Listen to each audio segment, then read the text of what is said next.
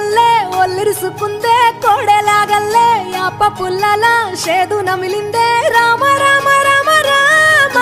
తలకు పోసుకుందే నా నేల తల్లే అలికి పూసుకుందే ముగ్గు సుకల్లే సద్ది ముటల్లే సగబెట్టుకుందే బాయి గిర్కన పల్లె